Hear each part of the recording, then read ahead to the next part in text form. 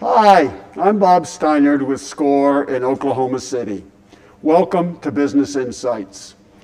Here we are again, still in the throes of the pandemic, still wearing masks, still struggling with our small businesses.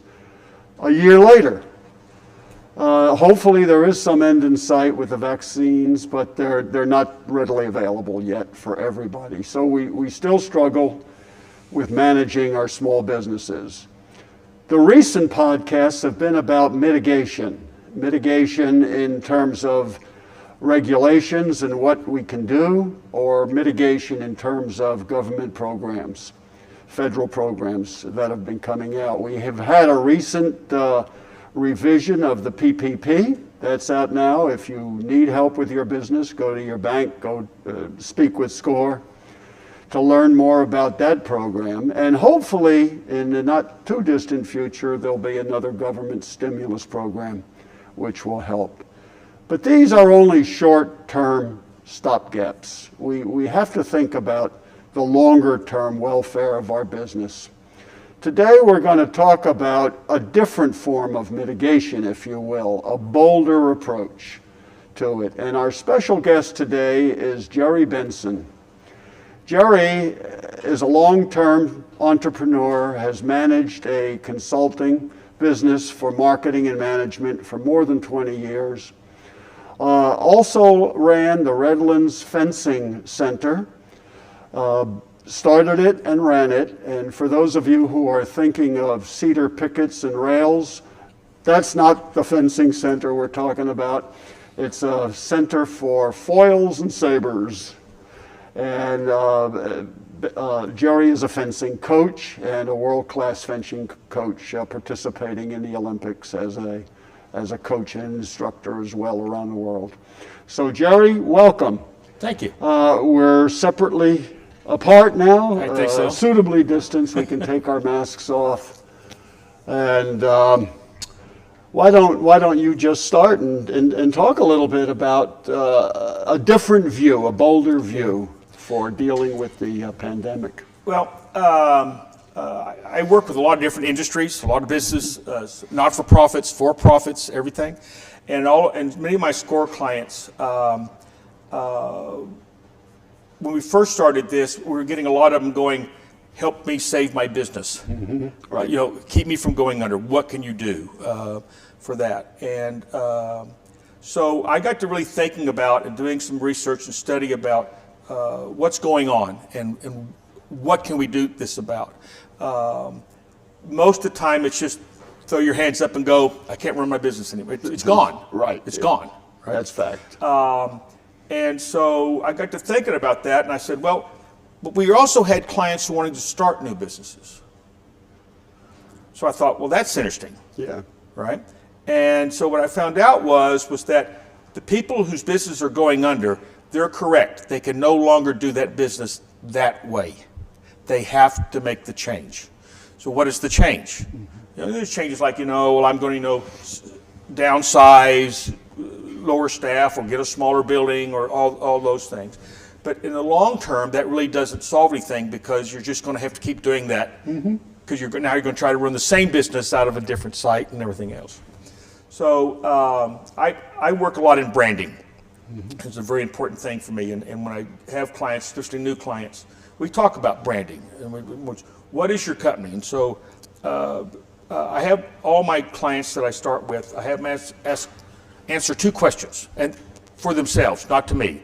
As a matter of fact, I give them 2 or 3 days to even just think about it. And the first question is what is your product or service? Right? So do you have a product and a service? Most companies have product and services, right? A few have only products, and those who only have products are normally, they just go over the internet. That's how they sell their product. Yeah, widgets. But even then, they've got to have a reputation for service, right? A lot of companies just do service. They have no product, right? Consultants and stuff like that. So I got to thinking, I said, okay, so what is your product and service? And if your product and services is you sell widgets, why should I buy a widget from you and not buy one from everybody else who's selling widgets? Yeah. Right? So what's unique about your business? Right? Because your business is not just selling widgets. Right. Right? So, and very seldom are most of us really coming up with totally new ideas that have never been done before. Right? Or thought about. So most of it's an adaptation of what's going on now.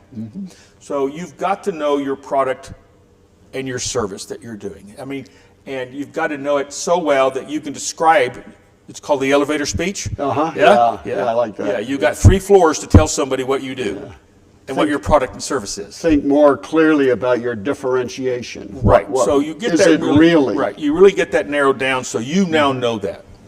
And then the second question is asked is, who are the clients you want? Who's your target clients? Now, you know, if you want to buy a widget, I'll sell it to you. Right? I'll sell anybody who wants to buy a widget. But my service, the way I look at my business, how I want my brand to be, is probably going to target certain individuals. Yeah. Right? Where do they live at? What's their socioeconomic status? What's their educational level? What, you know, all of this stuff. What's their age? Right? Because there's like five or six different age groups that you have to market totally different to in today's world. Yeah. Right? Boomers and X-Gens and all of those. There's 6, and they have to be marketed to differently. Yep. So you want to target that. So then what happens is once you get those 2 questions answered, then you go and say, okay, this is my business, this is my brand. I know who I am, and I know what my business is going to be like. I want it to be like. That's your brand. You've now also answered how you're going to do your marketing of that brand. So that everything that comes up while you're thinking about your business, or when you're doing your business, or every new idea that you have, you run it through those filters. Does this stick with my brand? And does this help me target the customers I want? All right? Yeah. So, and that makes the rest of the decisions fairly easy. Yeah. Okay? So that's just a kind of a standard thing about branding, how you do that. But then I got to thinking, well, these people that are having the problem with the COVID, these businesses going under and everything else, they're still trying to do the old brand that worked. Especially the more successful they were, probably the more they're having problems. Because it's harder to quit doing it. And they're trying to figure out a way to keep doing the same. I want to keep the same brand. I want to keep the same product and the same service. And I want to go after the same customers. And then maybe they happen to go after customers that are not even available anymore. That's right. Right? They're not working. They can't buy anything. They can't buy widgets, even if they want one. So my thing is that I've been going through working with clients and going, okay, we're going to change your brand. We're going to go start from all over from scratch.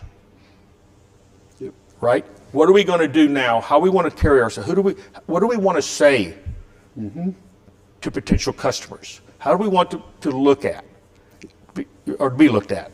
And then do we need to relook at our customer base? Yeah.